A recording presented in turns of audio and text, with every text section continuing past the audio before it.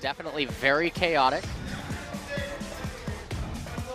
Also offers a big shield for whoever's being focused. You were talking about the pick potential. And now you add Ahri into the mix. You add whoever gets charged by Scion or Cocooned or Nether Grasped. It's a pretty good pick. We don't see it too often, but I like it here. Not so bad. A lot of damage, though, for Team MVP. So if it is just an isolated lockdown from Max, I don't think that Cube Stand United will be able to save him, but in later stages, it probably will play a key role. Now we're about to go into the game. MVP with a little bit of an unconventional team composition with the Scion and the Ahri. Very cookie cutter, though. Obviously, they do go into the extreme of pick, but we're going to have to see how Samsung Galaxy plays. Samsung Galaxy with their Worlds roster lineup and with an ultra-coordinated team comp, we could see a lot of cute plays happen in bot lane. And then Ashe and Varus, they were the new couple in town. Ooh, nice charm landed, and here comes Elise. The flash, Cocoon does miss. And Crown gets away with his own flash. Crown having to blow both of his summoners there, though. So a win nonetheless for Team MVP as Beyond moves into his right side jungle. And they know right now that Ambition is on the right-hand side too, but gonna be unable to do anything in bottom lane, judging by the position, although in the 2v2.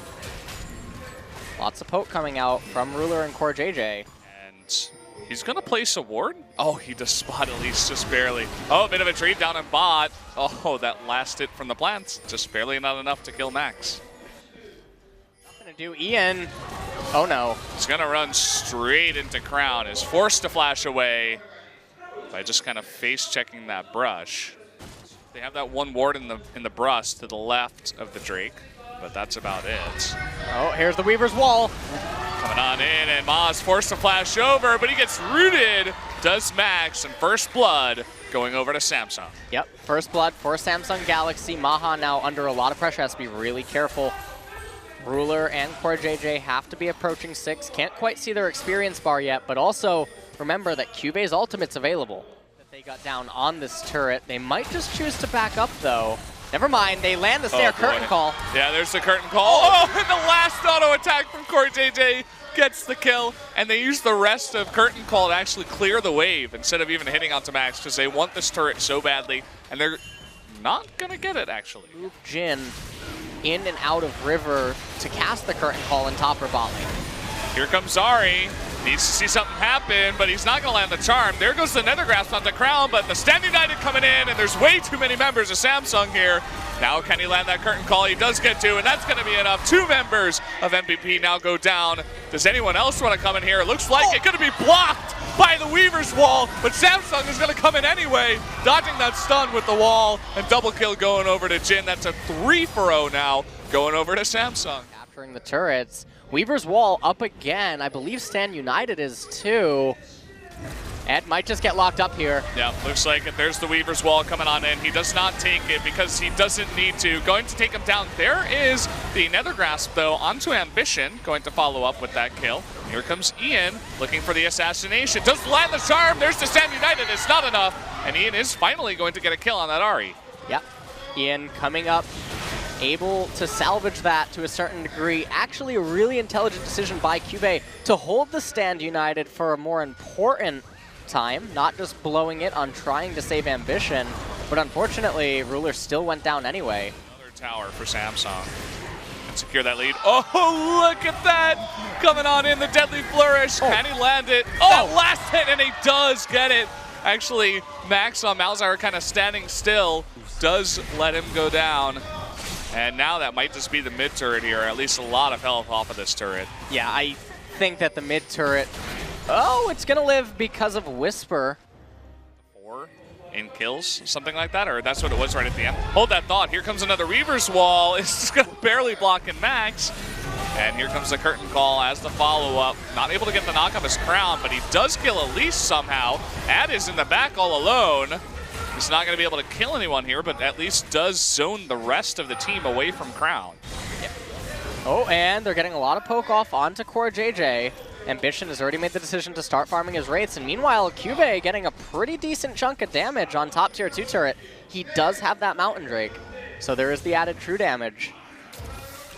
Right now, Maha still hasn't recalled yet. You have to wonder, how far away is he from his first item? And then the question is do you really get Infinity Edge right now? Oh boy, look at that. The knock-up onto Ian. They are going to get the follow-up kill onto Shen, but the ad coming in from behind with that teleport is just going to be burned down. Maybe a bit of an opportunistic teleport there. Not enough damage to kill Core JJ. Solid outside of that. Oh, Crown getting a little bit of damage down onto Maha. Okay. Yeah, here we go, coming on in. Ian trying to support Max here. And Max, can he actually get away? Nope, the taunt is going to be enough, and down goes Beyond almost. He's going to repel back down, and the double kill going over to Shen, our tank in the top lane. Cube doing a nice job for his team so far. MVP can't actually come in to contest this. If they do, Samsung Galaxy gonna get a 2-for-1, much like SK Telecom from earlier. Yeah, not able to get that. Core JJ may go down, but no, it's going to be a taunt onto Ed, and he goes down instead, and all Core JJ has to do is run away. So they get the Baron, an extra kill, and a bit of desperation from MVP at this point. Pushing onto the turret. Now they're going to be able to get the second inhibitor of the game. Curtain Call comes out just to add a lot of damage and make sure that Ambition, Core JJ, and Crown can just get that inhibitor. And meanwhile, up in top lane, Cube is going uncontested. Yeah, they're just wiping the floor at this point. The Nethergrass comes out. Core JJ is going to live, as MVP can't even try to get one more kill in this game, although they struggle to. Trying to go onto Crown, he does get the charm, but there's the Stand United. And Samsung Galaxy now with 3 waves pushing in with super minions, double super minions. And Samsung Galaxy, they've always been one to be extremely methodical, and so not wanting to risk a team fight in front of the Nexus turrets, wisely back off, they regroup. They're all pooling so much gold right now. Probably going to be the end game push. Wouldn't be surprised to see a Curtain Call come out in a moment just to soften up a lot of the members of MVP. Yeah, waiting for these double super minions at bottom to begin pushing in, as well as the one at top. They do get the Nether Grasp onto Crown, but it's just not going to be enough. Even if he does go down, Ian gets wiped. There we go. Everybody on MVP is just going to get slaughtered. Ed is trying to make something work, but he will go down as well. And that is going to be game number 2 going over to Samsung, and they will take the 2-0 victory here against their match against MVP. Yep. Very, very clean and dominating second game number 2 from Samsung Galaxy. Ambition did really well this game, much better than previous games where he's played for Samsung. And I thought Ruler was absolutely fantastic. His Jhin really put on a show.